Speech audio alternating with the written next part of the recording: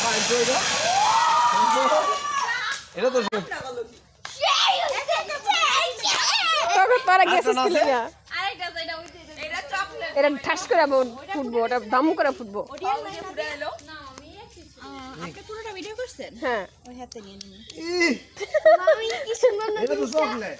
ওটা আরে এটা হাড়িতে ফুটাই বানানো লেগেছে হাড়ি হাড়ি হাড়ি ফাইটটা করে কাকার হলে যাবো না হাড়ি ফাইটটা এটা দেবো কতটা আর এটা উড়ে যাবো এটা।